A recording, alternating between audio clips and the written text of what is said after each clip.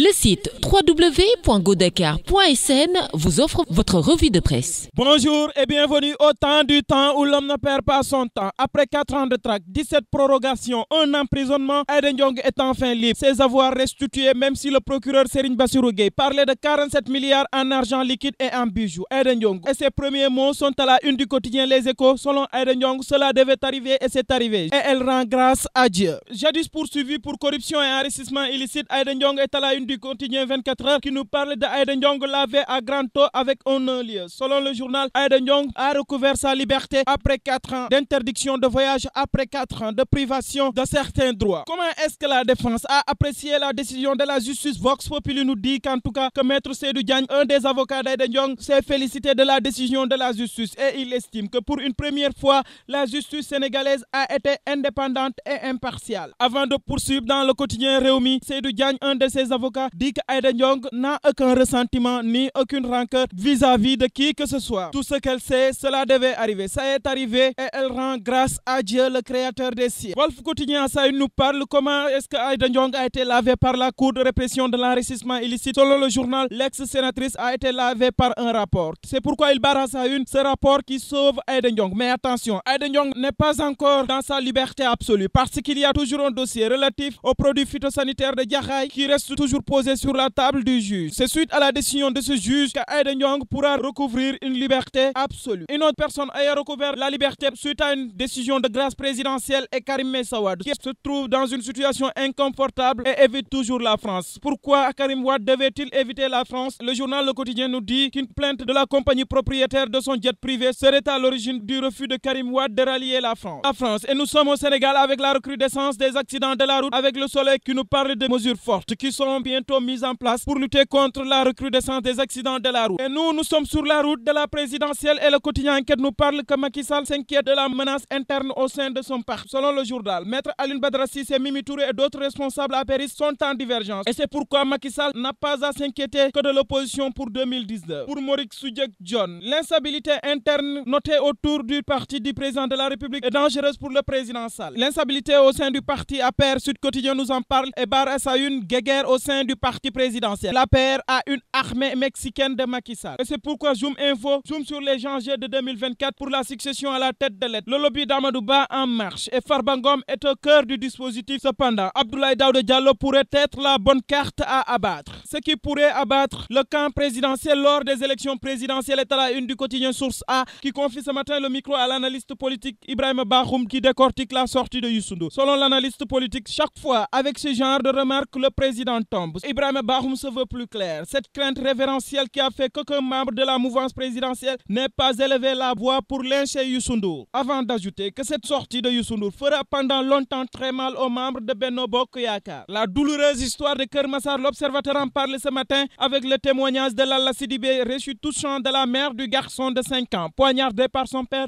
Selon la dame, elle ne pouvait plus supporter d'être violemment frappée par son mari et c'est le meurtre de son fils qui l'a fait perdre son boulot. Celui qui a un véritable boulot à faire, c'est le Paris Saint-Germain, selon le quotidien Stade, qui nous parle du rêve de remontada du Paris Saint-Germain face au Real Madrid. Remontada ou pas, en tout cas, ce sera dur. Ce qui est déjà dur est à la une du quotidien Sunulam, qui parle de Balla et Gris Bordeaux qui se bagarrent à 24 jours de leur choc. Pour Gris Bordeaux, il est un guindé et un bandit. Et Balla de rétorquer que Gris Bordeaux n'est pas l'homme qui peut l'empêcher de dormir. Celui qui empêche de dormir les lutteurs pikinois, c'est Sa Thiès. Sur 3 combats, Sa Thiès a eu 3 victoires sur les Pikinois. Et c'est pourquoi le journal nous parle de Sa Thiès, le bourreau de Pikinois. À en croire le journal, Sa Thiès est le tombeur de Tonnerre, de Boy Sey et de Jordan. Et la paix du corps, la paix du cœur dans vos lectures et très bonne journée. Le site www.godakar.sn vous a offert votre revue de presse.